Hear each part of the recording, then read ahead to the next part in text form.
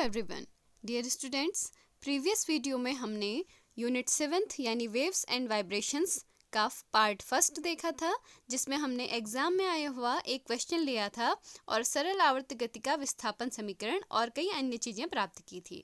आइए आज इस यूनिट का एक दूसरा क्वेश्चन लेते हैं जो एग्जाम में आया हुआ है।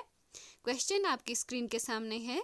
सरल आवर्त गति करते हुए कण के वेग का व्यंजक प्राप्त कीजिए, यानी to obtain expression for velocity of a particle executing simple harmonic motion. ठीक है, ये क्वेश्चन आपके 2019-20 विंटर एग्जाम में पूछा गया है और ये क्वेश्चन 3 मार्क्स का है। तो आज का वीडियो स्टार्ट करते हैं और ये क्वेश्चन बहुत ही सिंपल है, इजी है और ये डेरिवेशन आप देखेंगे तो आपको बहुत जल्दी ये आसानी से समझ में आ जाएगा। तो चलिए स्टार्ट करते हैं आज का वीडियो। तो देखिए इस क्वेश्चन को कैसे सॉल्व करेंगे, यानी कि सरल आवर्त गति में हम वेग की गणना कैसे करेंगे। इसके लिए सबसे पहले हमें पता होनी चाहिए equation of motion of simple harmonic motion, यानी कि सरल आवर्त गति का समीकरण या फिर विस्थापन समीकरण, जो कि होता है y equals small a sine omega t।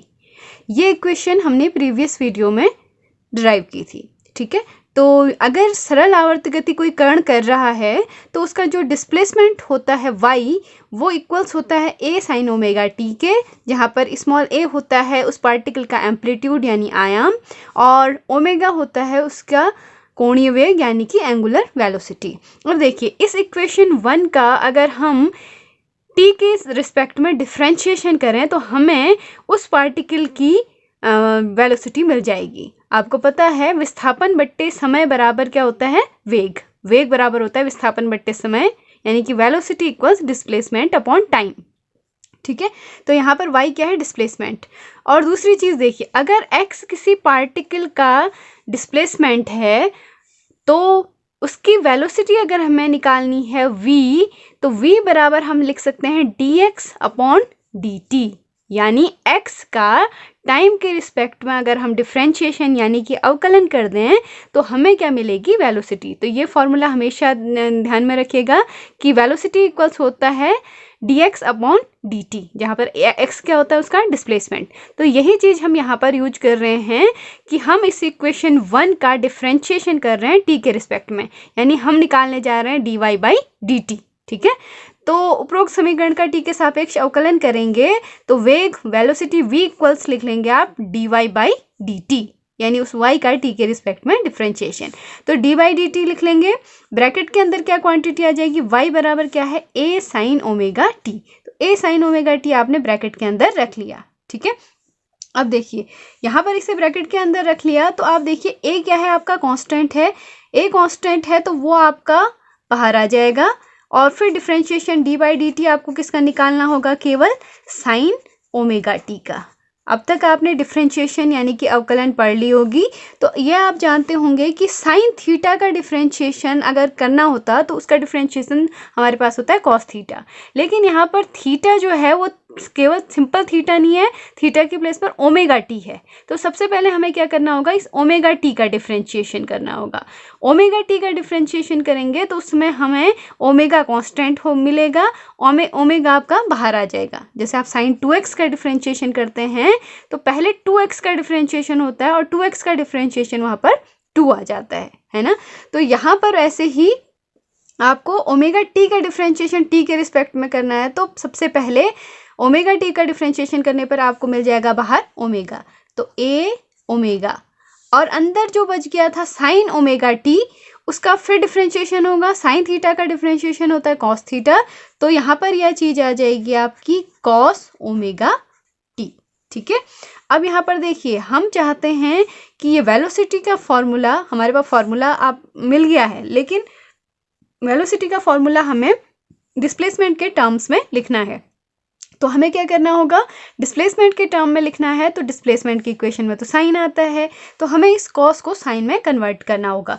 अब आप एक बहुत पॉपुलर ट्रिग्नोमेट्रिकल आइडेंटिटी जानते होंगे, sine square theta plus cos square theta equals होता है 1। ठीक है, तो वहाँ पर से आपका कॉस थीटा बराबर कितना निकल के आ जाता है, √1 माइनस साइन स्क्वायर थीटा। तो यही फॉर्मूला हम यहाँ पर अप्लाई करेंगे, तो cos theta cos omega T. Omega T यहाँ पर थीटा की तरह से काम करेगा, ठीक है। तो ए ओमेगा लिख लेंगे और कॉस ओमेगा टी के प्लेस पर हम क्या लिख सकते हैं, under root 1 minus sine square omega T, इस वाले फॉर्मूले से, ठीक है। तो अब देखिए यहाँ पर हमें क्या मिलने वाला है, अब v इक्वल्स, अब यहाँ पर देखिए आप ये जो क्वांटिटी आपकी ब्रैकेट में लिखी हुई है साइन ओमेगा टी, हम इस साइन ओमेगा टी के प्लेस पर डिस्प्लेसमेंट को लाएंगे, ठीक है। तो ये ए ओमेगा था अंडर रूट, यहाँ पर देखिए अब ये पहली वाली इक्वेशन आप देखें y बराबर ए साइन ओमेगा टी, इस इक्वेशन 1 से, समीकरण 1 से आपका साइन ओमेगा टी किसके बराबर होगा, साइन ओमेगा टी होगा y अपॉन ए के बराबर।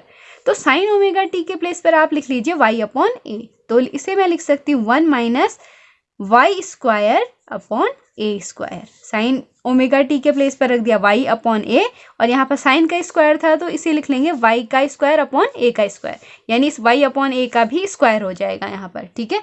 तो अब देखिए दिस इम्प्लाइज्ड v इक्वल्स, आप यहाँ पर क्या लिख सकते हैं, देखिए ए ओमेगा, अब अंदर देखिए एलसीएम ले लेंगे तो ये हो जाएगा a square minus y square upon a square, ठीक है। अब ये ए स्क्वायर बाहर जाएगा तो ये आ जाएगा, इसका स्क्वायर रूट हो जाएगा तो वो ए बन के बाहर आएगा और ब्रैकेट के अंदर रह जाएगा आपका ए स्क्वायर माइनस वाई स्क्वायर। तो अब देखिए आपके पास फाइनल फार्मूला जो निकल के आता है, ए से ए कैंसिल आउट हो जाएगा, तो दिस इम्प्लाइज्ड v बराबर आपके पास अब आने वाला है, v बराबर आप लिखेंगे ओमेगा अंडर रूट ए स्क्वायर माइनस वाई स्क्वायर। तो ये एक्सप्रेशन है आपका सरल आवर्त गति करते हुए कण के वेग के लिए। तो यहाँ पर हम लिख लेंगे यह सरल आवर्त गति करते कण के वेग का व्यंजक है, यह सरल आवर्त गति करते हुए कण का व्यंजक है, कण के वेग का व्यंजक है, ठीक है। This is the expression for the velocity of particle executing simple harmonic motion, ठीक है। देखिए अब ये क्वेश्चन आपका आया था 3 मार्क्स का, ठीक है। वैसे यहाँ तक आपका ये क्वेश्चन कंप्लीट हो जाता है, लेकिन देखिए फिजिक्स में अगर कोई आप डेरिवेशन करते हैं तो वो यूजफुल तभी होता है जब आप उसका इंटरप्रिटेशन कर सकें, यानी उसकी व्याख्या भी कर सकें। अब देखिए यहाँ पर आप ये देख सकते हैं कि जो वेलोसिटी है सिंपल हार्मोनिक मोशन करते हुए, जो पार्टिकल की वेलोसिटी है वो डिपेंड किस पर कर रही है, वो डिपेंड कर रही है आपकी डिस्प्लेसमेंट पर, ठीक है। मेनली डिस्प्लेसमेंट पर आप कह सकते हैं, क्योंकि ओमेगा कोणीय वेग अगर फिक्स है उस पार्टिकल का और जो एम्पलीट्यूड है पार्टिकल का वो एम्पलीट्यूड भी फिक्स रहेगा, ऑलमोस्ट चेंज होगा उसका केवल डिस्प्लेसमेंट। तो डिस्प्लेसमेंट अगर चेंज हो रहा है तो देख रहे हैं आप यहाँ पर इस इक्वेशन में डिस्प्लेसमेंट के चेंज होने पर वेलोसिटी भी चेंज होगी, ठीक है। तो सरल आवर्त गति करते हुए कण का वेग जो है उसके विस्थापन पर निर्भर करता है। अब देखिए इसका हम कुछ 2 केस डिस्कस करते हैं कि अगर पहला देख लेंगे कि किस केस में वेलोसिटी मैक्सिमम होगी और किस केस में मिनिमम होगी। तो देखिए पहला केस हम डिस्कस करते हैं। अच्छा, हमारे पास वेलोसिटी का फॉर्मूला क्या आया है, मैं यहाँ पर फिर से लिख ले रही हूँ। v इक्वल्स आया है हमारे पास ओमेगा अंडर रूट ए स्क्वायर माइनस वाई स्क्वायर।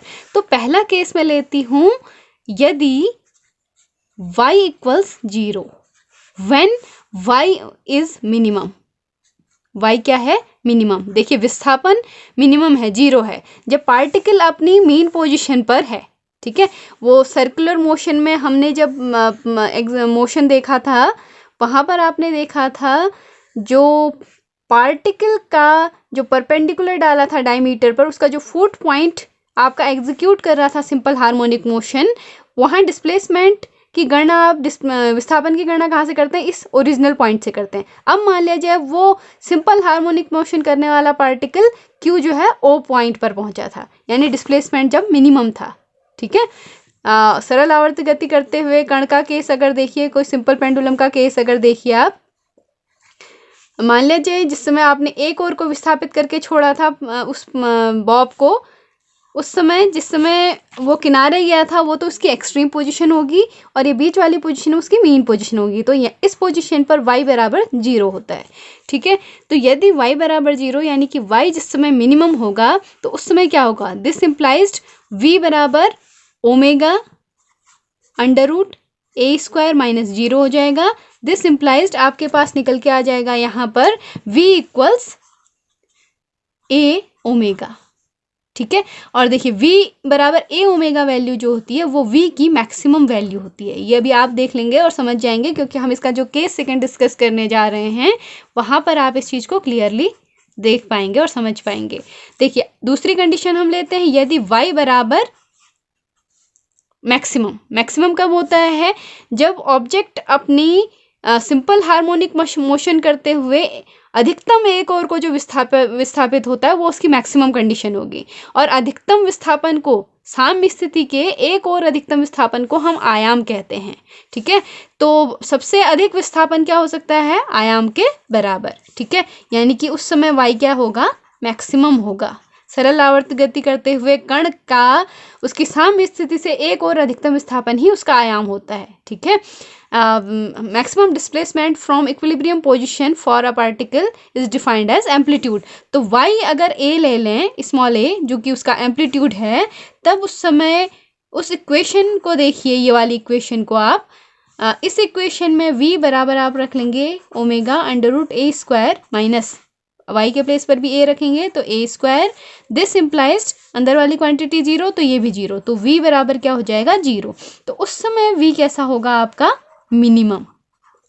ठीक है, तो यहाँ पर देखिए पहले वाले केस में जब आपने कहा था कि y बराबर 0 है, ठीक है, यानी जिस समय पार्टिकल अपनी मीन पोजीशन पर है, इक्विलिब्रियम की पोजीशन पर आराम कर रहा है, उस समय आपने अगर उसको विस्थापित करके छोड़ा था तो वो विस्थापित होकर छोड़ने के बाद फिर बीच में जब आता है तो उस समय उसका y तो 0 होगा, डिस्प्लेसमेंट तो 0 होगा, लेकिन उसकी वेलोसिटी क्या होगी, मैक्सिमम। और किसके बराबर होगी, a ओमेगा के बराबर, जहाँ a है एम्पलीट्यूड और ओमेगा है उसकी एंगुलर वेलोसिटी। और इसके विपरीत, इसके अपोजिट y अगर a है यानी एक्सट्रीम पोजीशन पर जिस समय पहुंचा है, यानी डिस्प्लेसमेंट यहाँ से वहाँ तक का a है, तो उस समय पर वेलोसिटी क्या होगी, 0। यानी इस पॉइंट पर पहुंच के ऑब्जेक्ट की वेलोसिटी कितनी हो जाती है, 0।